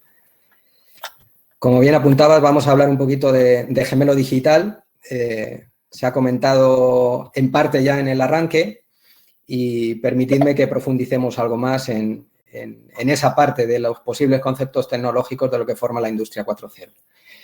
¿Por qué dedicar un poco de tiempo al gemelo digital? Bueno, yo diría que si la industria 4.0 tuviéramos que resumirla en 2 palabras, seguramente una sería hiperconectividad, que lo hemos estado viendo antes, y la otra también muy importante es el tema de la digitalización. Es un poco como la columna vertebral y los nervios de lo que es la industria 4.0. Y además tiene una cosa interesante, el concepto de gemelo digital que aúna diferentes tecnologías emergentes es algo aplicable en toda la cadena de valor, ¿vale? Va desde lo que puede ser el diseño de un producto, como bien apuntaba al principio Javier, con la idea de dar o de generar un producto de un valor añadido muy elevado y, por otro lado, permite ir continuando ese trabajo a nivel de producción o a nivel de lo que es el producto en sí real y llevarnos esa extensión de gemelo digital hasta el último punto de nuestro ciclo de vida de producto. Si empezamos viendo esa aplicación del gemelo digital en la parte de producto, bueno, herramientas digitales, y ocurre un poco como lo que acabáis de apuntar con el 4G y el 5G, herramientas digitales hace mucho tiempo que tenemos, ¿no? Esto que estáis viendo aquí, pues es típico diseño asistido por ordenador, en este caso para un automóvil, y estamos digitalizando, estamos haciéndolo todo en un entorno enteramente virtual y además acelerando los procesos porque cualquier cambio, cualquier simulación es muchísimo más ágil si lo hacemos en un entorno virtual. Pero no deja de ser algo muy parecido a lo que habíamos estado haciendo antes de disponer de este tipo de herramientas. Y la digitalización y las herramientas de diseño nos permiten ir un paso más allá ahora cuando trabajamos en este tipo de sistemas. Esto que veis aquí es cómo podemos decirle a un ordenador que se encargue de diseñar por nosotros la forma de una pieza. En el fondo, en el diseño, a nosotros no nos interesa la forma, lo que nos interesa es que se cumplan una serie de condiciones límite, de requisitos que esa pieza tiene que cumplir. Ahí estamos hablando de un tren de aterrizaje, pues lógicamente esa pieza tiene que caber en un determinado espacio, va anclada en unas determinadas posiciones, tiene una simetría y sobre todo tiene que aguantar pues el impacto de cuando se produce en sí la toma de contacto del tren de aterrizaje con la pista. Y podemos dejar que sea el ordenador el que explore todo ese posible potencial de formas, teniendo en cuenta y validando continuamente si la forma que me va sugiriendo encaja en esa serie de requisitos que yo le he dado. Ahí veis un poco el resultado de estar durante unas horas trabajando el ordenador en la forma y nosotros en los requisitos. Estamos hablando de poder reducir, por ejemplo, en este caso, en un 20% el peso de esa pieza y, lógicamente, también la cantidad de material que necesitamos para poderlo llevar a la práctica. A veces nos ayudan, como veis aquí, a explorar nuevas formas, otras veces es todavía pues más necesario porque lo que no tenemos son recursos en el mundo físico. Y os he querido traer un ejemplo de algo que desgraciadamente con la COVID pues nos obligó a tirar de elementos de simulación y consiste, estuvimos durante un tiempo trabajando en diferentes proyectos para diseñar respiradores artificiales en tiempo récord que pudieran cubrir la demanda tan brutal que se produjo, sobre todo en marzo y en abril. Y una de las limitaciones que tuvimos a la hora del diseño es que la cantidad de pruebas que se podían realizar, primeramente con modelos virtuales de lo que es una caja torácica humana y después con animales y finalmente con pacientes, pues lógicamente están muy limitados. Había muy poquitos recursos y un potencial de diseño en paralelo mucho mayor a ese cuello de botella que teníamos con los elementos dummies. Lo que hicimos fue modelar los pulmones humanos utilizando las herramientas de simulación que tenemos a día de hoy para poder ensayar todas esas estrategias de programación de nuestros respiradores artificiales sin necesidad de depender de algo que físicamente nos estaba anclando. Y afortunadamente, pues ahí os he puesto uno de los 3 respiradores que finalmente conseguimos liberar, ya os digo, en tiempo récord, en aproximadamente 2 semanas, fuimos capaces de simplemente tener una idea a tener una máquina totalmente certificada por la Agencia del Medicamento a nivel nacional y que además ha permitido exportación de nuestra tecnología más allá de las fronteras. Esto es en cuanto a cómo puede ayudar la idea de gemelo digital de producto. Cuando yo tengo claro qué es lo que quiero hacer, el siguiente paso es ver cómo lo puedo fabricar. Y aquí también podemos pivotar en torno a la idea de un escenario virtual que nos ayude a pensar en todos esos escenarios de qué pasa si realizo un cambio, en definitiva, desplegar toda la creatividad que a nosotros nos puede hacer falta a la hora de ser eficientes en el fondo en cómo vamos a fabricar, ¿no? Comentaba también al principio de la presentación el compañero el poder optimizar todos esos procesos industriales. Y qué mejor que poder optimizar que tener todo nuestro sistema de producción, ya sea a nivel de máquina, a nivel de línea o incluso a nivel de planta industrial en un entorno virtual. Esto que veis aquí es una simulación, pues en este caso de una parte final de una línea de empaquetado, donde todo lo que estamos viendo en pantalla es elementos virtuales, desde el PLC hasta todo lo que es el escenario mecánico de lo que moveríamos, y estamos haciéndolo de modo que yo pueda pensar diferentes estrategias de regulación sin correr ningún tipo de riesgo limitado por los recursos físicos que pueda tener y sin hacer ningún tipo de inversión material en todo ese proceso de producción. Podemos hacerlo para máquina o para línea, como habéis visto antes, y podríamos extrapolarlo a una planta completa de producción. Esto que veis aquí sería una fabricación de leche, sería muy similar a fabricación de cerveza o todo lo que tiene que ver ahora con fermentación de precisión para el sector de alimentación y bebida. Pues aquí normalmente utilizamos ese tipo de simulaciones para ver si estamos dimensionando correctamente nuestros activos, si esos tanques son del volumen adecuado. Por ejemplo, el compañero siguiente, Roberto, va a hablar de los AGVs, pues ver si tiene sentido o no ampliar la flota de AGVs que vamos a poner a disposición, porque no siempre el tener más AGVs puede significar un mejor tráfico dentro de mi línea de producción.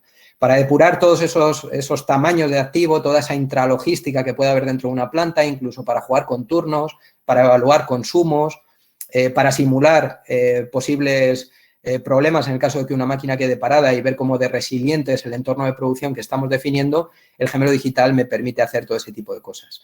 Y aunque lo hemos visto para sector discreto, que sepáis que es algo también trasladable a entornos de industria de proceso. Esto que veis aquí en concreto es una simulación de las baterías de coque de la planta de ArcelorMittal en Gijón.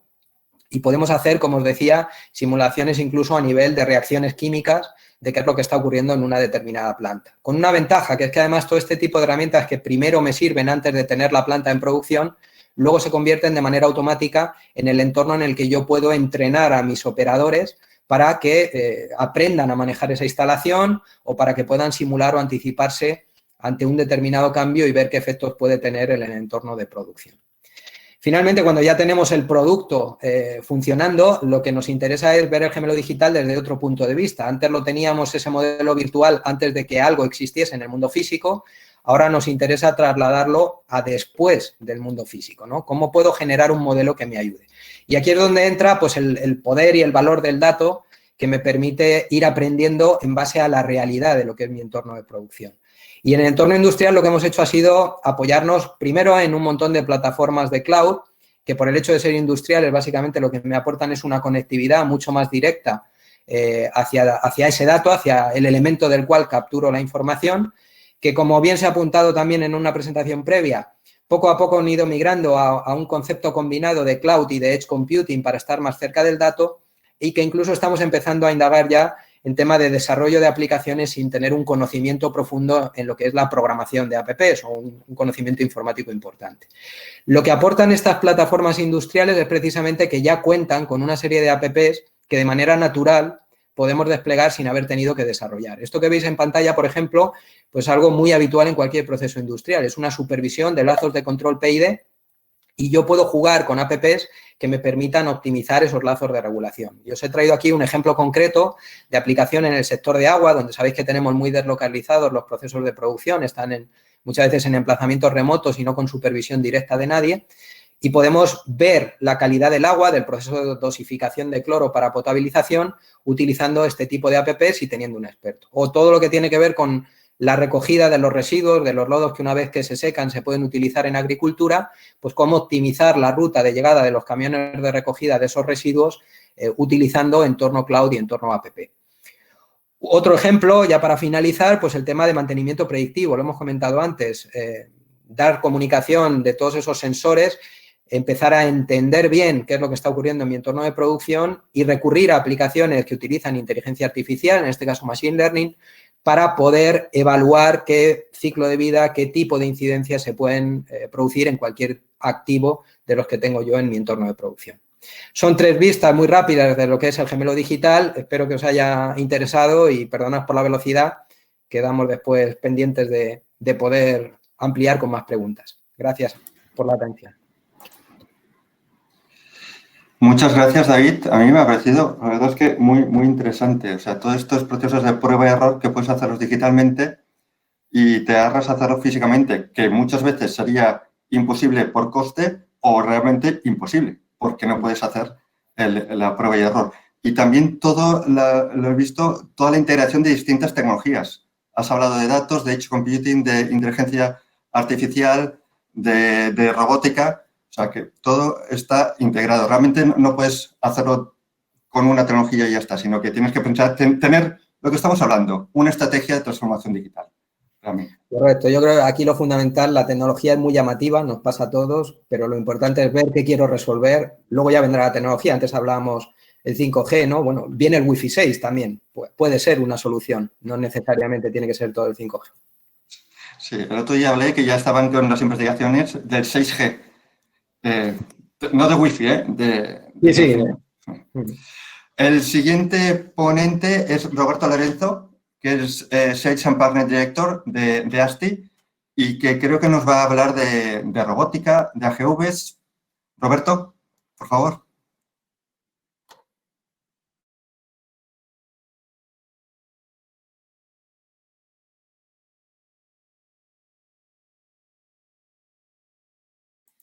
No sé si tenemos algún problema con el sonido.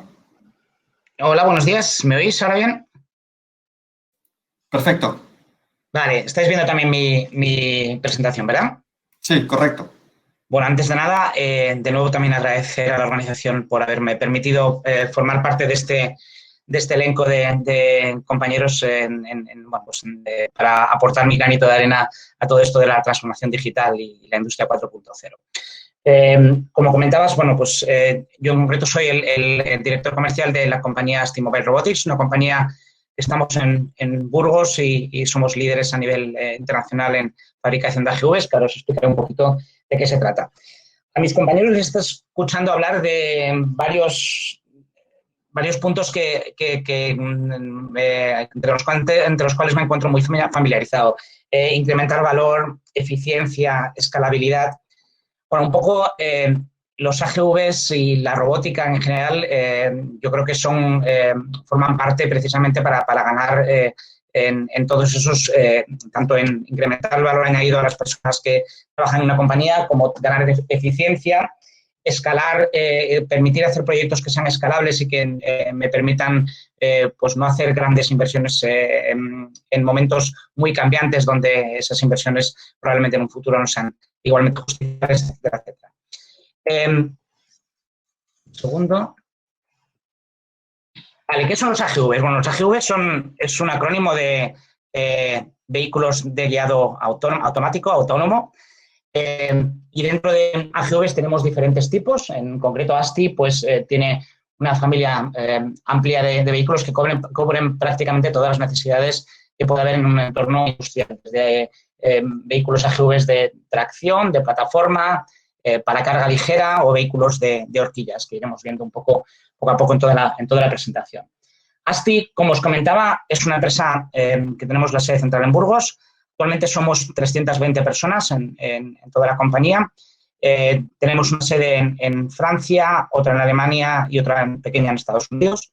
Y hemos sido elegidos durante los últimos 4 años como el principal fabricante de AGVs a nivel europeo por la Universidad de Hannover en Alemania.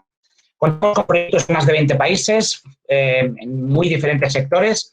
Como podéis ver aquí, estamos en el sector de la automoción, tanto Tier 1 como OEMs, el sector de alimentación, farma y cosmética, aeronáutica, tenemos algún proyecto en Airbus y en Aciturri, etc.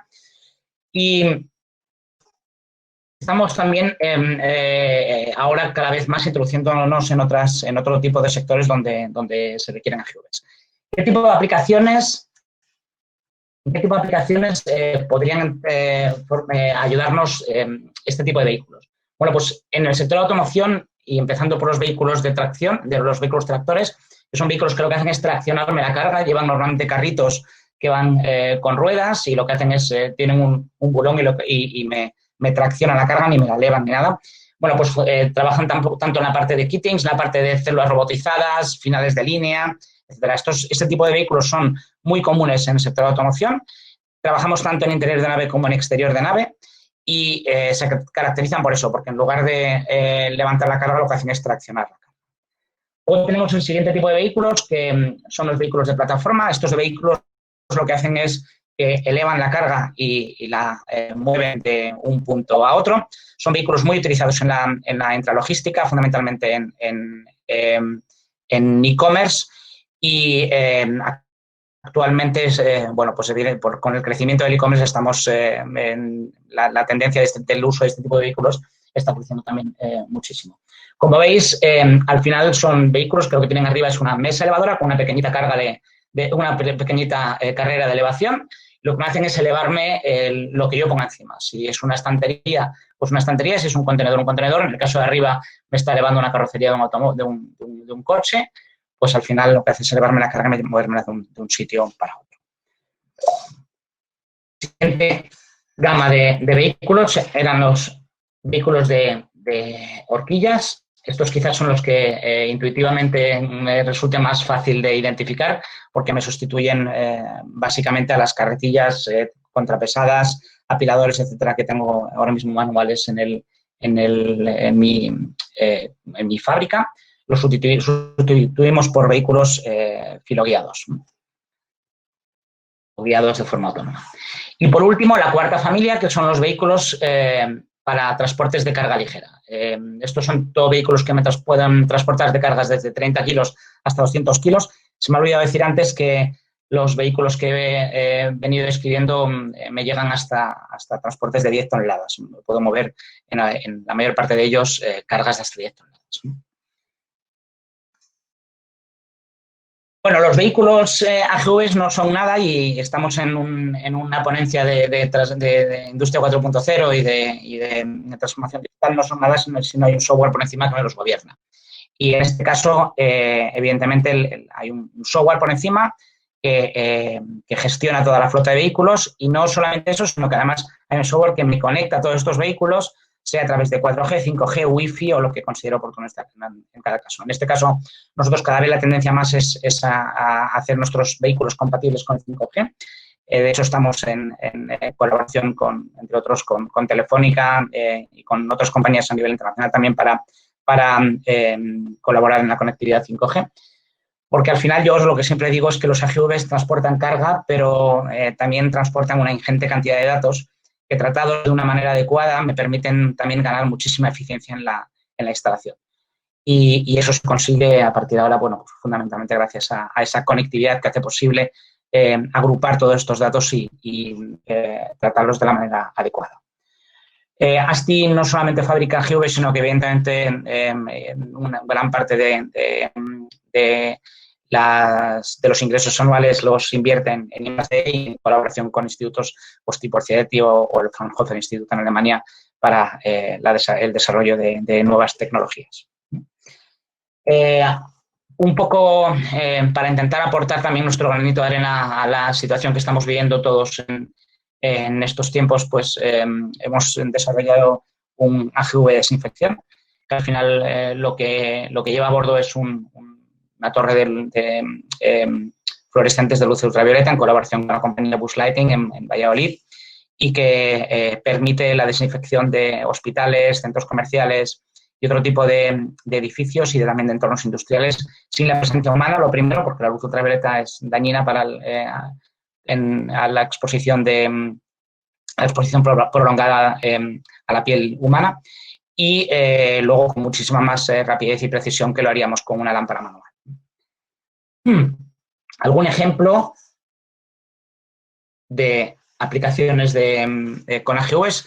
Esto en concreto es la instalación en Bimbo, donde lo que tenemos son AGVs de horquillas que me transportan paletas en un centro logístico tradicional, pero en lugar de utilizar vehículos con conductor, pues utilizamos vehículos guiados de forma autónoma.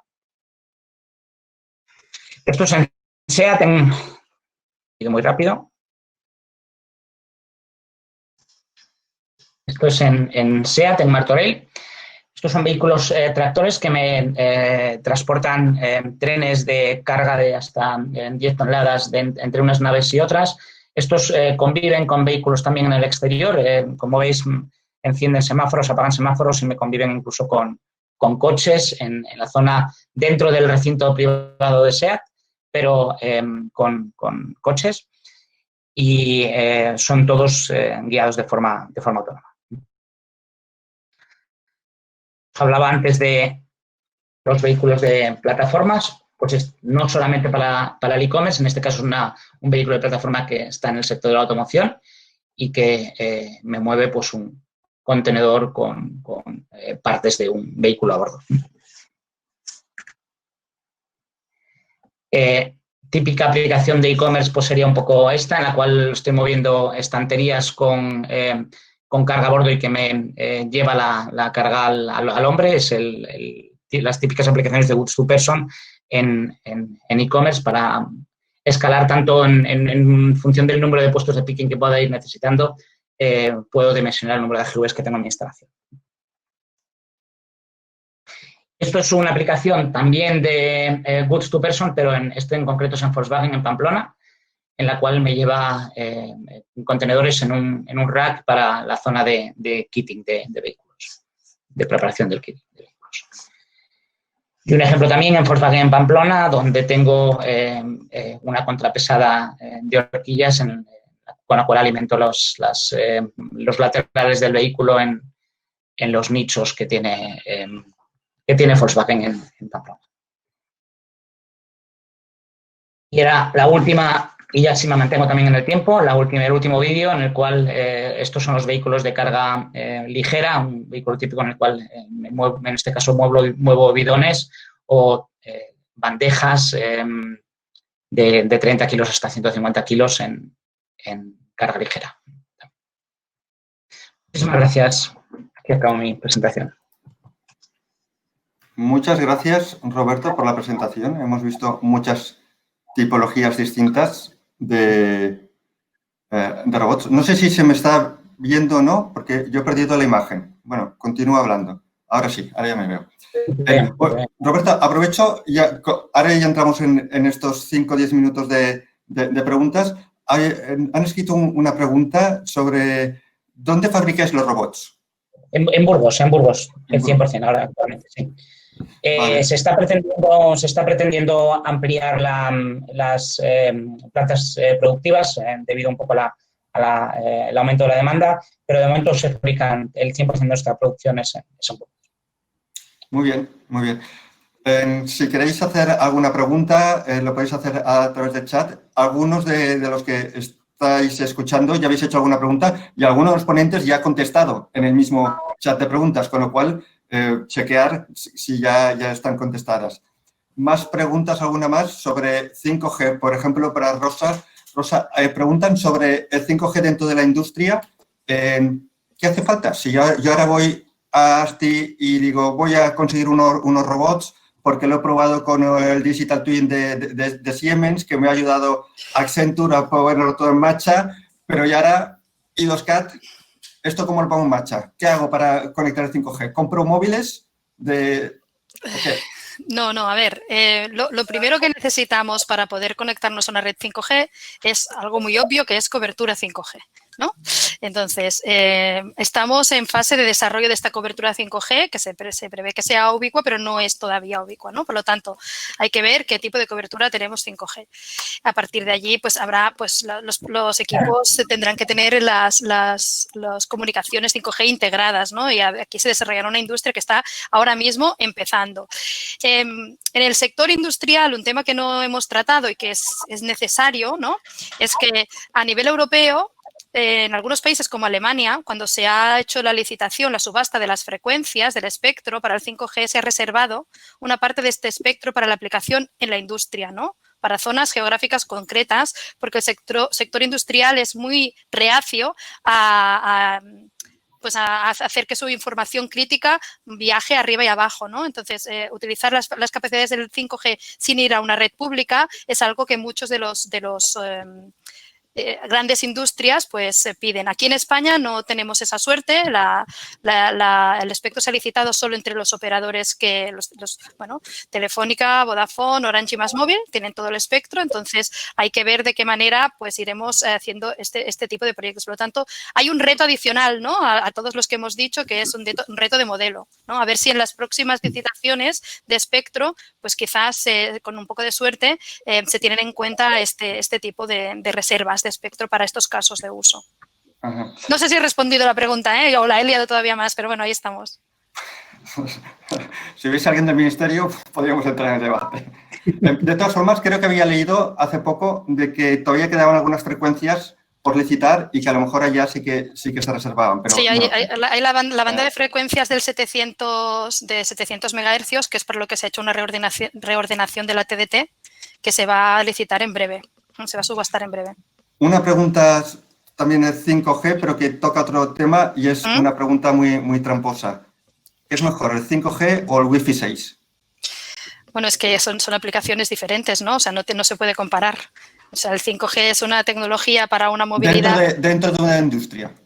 Pues se tendrá que ver tanto, o sea, el 5G está en fase de desarrollo, el Wi-Fi 6 está todavía en una fase previa, ¿no? Entonces, es como todo, ¿eh? No hay una tecnología buena y una mala, y una buena para cada caso de uso, y seguramente en los diferentes casos de uso que yo os he explicado, seguramente el 5G es básico y habrá otros en los que el Wi-Fi 6 tendrá su aplicación. No hay una buena y una mala. Cada uno trampa. Javier, ¿quieres decir algo?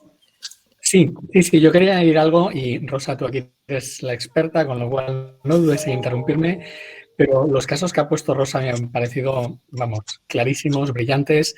Pensemos en lo siguiente conceptualmente. Si tienes una instalación industrial muy grande, con muchos dispositivos a conectar, una tecnología basada en XG, o sea, incluso con 4G se podían hacer cosas, pero el 5G viene a cambiarlo todo. Una tecnología en 5G para ese tipo de instalaciones muy grandes, complejas, muchos dispositivos, va a ser mucho más sencilla de implantar que una tecnología basada en Wi-Fi. El Wi-Fi lleva muchos años en las compañías y yo creo que todos los que estáis en sectores industriales sabéis que el Wi-Fi frecuentemente debería de funcionar, pero luego llegas al campo industrial y es mucho más fiable el 5G. Muy bien. ¿Me permitís que haga un cambio de tema? Porque están entrando un par de preguntas directas para Airbus. Las leo. Has dicho que estáis instalando sistema MES en todas las fábricas. Me interesa saber si se ha escogido el mismo sistema para todas las fábricas de Airbus Europa y qué sistema se ha escogido. 100% no te sabría decir. Primero, hay diferentes MES, uno para lo que es la parte de assembly y otra para lo que es la parte de composites. Creo que estamos trabajando con Siemens, pero no te lo tomes al 100% seguro. Vale, y también hay otra Airbus, han entrado seguidas, que habla que qué tipo de modelo de governance se ha escogido para la transformación en Airbus, qué estructura, qué perfiles de personas. Y hay una segunda parte que cómo está afectando el parón del sector aeronáutico a los proyectos de digitalización. Vale, pues vamos por la primera. Hace ya, bueno, de hecho yo soy parte de ese movimiento, ¿no? En el 2017 aparece 2 proyectos de digitalización donde lo que se hace es, se coge gente del business y se ponen como product manager de las distintas streams de la cadena de valor, ¿no? Entonces, yo, por ejemplo, era jefe de supply chain en España y pasé a ser el responsable de transformación digital a nivel del grupo. Tuve que aprender bastante por mi cuenta. Me hubiera gustado tener un programa donde realmente me hubiera podido conectar más rápidamente. Y eso es uno de los grandes problemas que estamos teniendo. Es, al final, todos estos proyectos de digitalización están muy bien mientras los estás haciendo, pero la organización no lo está viendo como realmente una progresión desde el punto de vista de profesión. Luego, coger Product Owner o Scrum Master cuando la política de recursos humanos ni siquiera conoce esas profesiones es difícil, ¿no? Luego, arrancar a los mejores de puestos operacionales para llevarlos a programas nos está costando mucho. Y respecto a la crisis, evidentemente lo primero que hicimos fue reducir la salida de dinero, reducir el cash flow. Hemos parado muchos de los proyectos, pero es verdad que el proyecto estrella que tenemos, que es el nuevo avión del Single Aisle, este avión que será transoceánico con bastante margen, ¿no? Y podrá hacer un Barcelona-Chicago, por ejemplo, pues es un avión nuevo y este avión es totalmente digital. Entonces, para este producto es donde más estamos dedicando inversión a la hora de la digitalización, ¿no? Pero es verdad que para otros pues estamos bastante fastidiados como todos los que nos dedicamos al turismo, ¿no? De alguna manera. Claro, sí, está afectando mucho. Salto, voy cambiando de temas, intento agrupar las preguntas, pero van entrando.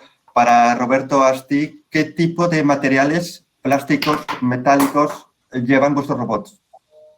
O una combinación, me imagino, no sé. No sé si entiendo bien la pregunta. ¿Se refiere a ver qué tipo de materiales puedo llevar a bordo de mi robot o qué tipo de materiales está fabricado mi robot? Yo creo que de qué está fabricado. Porque llevar, al final, cualquiera. Vale. Plásticos poco. No dejan de ser vehículos diseñados para entornos industriales. Si bien es cierto que una de las características fundamentales de este tipo de vehículos precisamente es, yo además vengo del mundo de la intralogística y de trabajar toda mi vida en temas de almacenes automáticos y logística, los principales, digamos, enemigos de los almacenes eran precisamente las carretillas y los vehículos dirigidos por personas. Pues con los AGVs evidentemente no te chocas con nada y son vehículos totalmente colaborativos, tanto con otras carretillas como con personas. No necesitan ni vallado ni nada. Pero sí es cierto que no dejan de estar en entornos industriales, con lo cual tienen que estar diseñados un poco para ese tipo de entornos. Vale, ahora me aclaraban que era con qué materiales estaban fabricados. O sea que perfecto. Pues es fundamentalmente materiales metálicos. Vale, perfecto. La verdad es que no soy un súper experto no conozco todos los componentes del vehículo, pero creo que materiales plásticos tiene, lo que es el chasis y todo eso es metálico. Vale, me queda una pregunta más, pero es un melón que no quería abrirlo porque nos podemos estar mucho tiempo y estamos al final. Pero, Rosa, muy rápida. Después entraremos a última ronda, si queréis, de último mensaje, si os apetece. Rosa, de forma muy concreta, ¿el 5G es bueno o malo para la salud? Uy, qué concreto eso. A ver, sí, no, casi en todas las charlas que hablo de 5G sale este tema, ¿no? Entonces, primero de todo, vaya por delante que I2CAT es una entidad que trabaja en la aplicación de la tecnología, no en el diseño de la radiofrecuencia. De acuerdo, no sois los culpables. Pero... No, lo digo porque no puedo hablar con toda la propiedad que me gustaría, pero sí que si os fijáis en lo que dice la Organización Mundial de la Salud, pues hay estudios, se está trabajando en ello, cada vez hay más estudios, cada vez se tiene más información, ¿no? Hay un organismo internacional que es la International Commission on Non-Ionizing Radiation Protection, o sea, que establece los límites de la protección de la radiación, de la exposición a campos electromagnéticos, que especifica cuáles son estos niveles para todo lo que es las tecnologías móviles, ¿no? Deciros que, en principio, el 5G está muy por debajo de estos límites establecidos, ¿vale? Además, están unas bandas de frecuencia muy similares al 4G, no trabajan unas frecuencias diferentes, o sea, si el 4G trabaja en 2,6, aquí se trabaja en 3,5 y si el 4G trabaja en 800 megas, trabajaremos en 700, por lo tanto, la banda frecuencial es muy similar y además es una tecnología más eficiente, con lo cual puede emitir sin tanta potencia. Dicho esto, tiene sus características particulares que no tenía el 4G y ya se verá. Muy bien, muchas gracias. Voy a hacer una cosa muy fea y es que voy a dejar un comentario y voy a pasar de tema, pero porque no nos podemos alargar.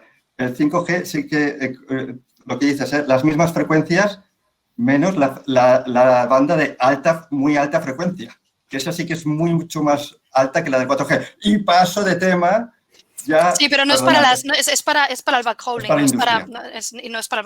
es para la comunicación con las personas. Vale. Exacto. Una última ronda, si queréis hacer algún comentario, cualquier cosa, nos despedimos. Empiezo tal como tengo la pantalla, Roberto. Bueno, pues nada, primero encantado de haberos conocido. Con algunos nosotros ya colaboramos. Javier, en Accenture tenemos algún ayudo nuestro. Con Luis Miguel, en Airbus también. Con Siemens estamos trabajando en temas de automoción también. Solamente me queda contigo, Rosa, pero seguro que colaboremos. Con lo cual, estamos en un momento, como comentaba antes también Rosa, apasionante, de un cambio generacional, de un cambio en cómo estamos entendiendo o hemos entendido la industria hasta este momento. Y bueno, pues espero que seamos todos nosotros un poco protagonistas también de este cambio. Gracias. Luis Miguel. Nada, agradecer la sesión. Ha sido muy interesante oír al resto de los ponentes y que si alguien tiene alguna duda o quiere que le envíe la presentación, que se ponga en contacto conmigo y se la envío. Venga, hasta luego. Gracias. Javier. Bueno, la verdad es que este panel es muy indicativo de lo que hace falta, ¿no?, para esa transformación digital. Esto no va a ocurrir sin máquinas como las que fabrica Roberto y compañía, no va a ocurrir sin partners tecnológicos como Siemens, no va a ocurrir sin empresas tractoras como Airbus y tampoco va a ocurrir sin el apoyo de entidades que aglutinan y quizá un poquito menos interesadas que todos los demás y por ello más neutrales como la que representa Rosa, ¿no? Entonces, agradezco mucho la posibilidad de estar en este slot. Me ha impresionado también favorablemente la muy alta participación con 100 y muchos asistentes presentes y completamente abiertos a seguir colaborando con todos vosotros y estar en contacto con todos los que estáis al otro lado de la línea y a invitaros a preguntarnos, a alcanzarnos en Accenture para cualquier duda que podáis tener. Muchas gracias. David, por favor. Sí, pues igual que los compañeros, un auténtico placer y nada, espero que nos encontremos en muchas, que realmente aprovechemos todos esos fondos que ahora vienen y todas esas ayudas de gobierno, yo diría, para hacer proyectos que de verdad tengan un impacto en mejorar eficiencia, en mejorar procesos de producción, en hacernos más competitivos y que tenéis mi contacto para lo que queráis, para profundizar estas cosas. Yo creo que estamos aquí y si estamos es porque nos apasiona, así que siempre vamos a recibir cualquier tipo de consulta, encantados. Muchas gracias. Rosa. Bueno, yo para acabar me gustaría decir que Estoy 100% de acuerdo con la intervención de Javier en el sentido de que tenemos esta necesidad de la eficiencia y de digitalización, ¿no?, como palanca de transformarnos en creadores y aportar valor y de hacerlo de manera colaborativa, ¿no? Aquí tenemos, como decíamos, un ejemplo de actores que tenemos que, pues, yo puedo aportar, bueno, mi entidad, el conocimiento tecnológico, otro el caso de uso, etcétera, etcétera, y es entre todos que podemos sacar el máximo valor y tener el máximo impacto en nuestro cliente, en nuestro usuario final. Muy bien. Muchas gracias. Por mi parte ha sido un placer poder moderar. He aprendido muchísimo. O sea que yo estoy encantado de haber sido parte del proyecto. Muchas gracias a la organización, a FIRA y sobre todo a todos los, no sé cómo se dice, a los oyentes que han estado con nosotros y al Ministerio, a Jordi Linares que ha participado al inicio. Gracias. Pues aquí nos despedimos. Hasta luego. Nos vemos. Gracias. Luego. Buen día.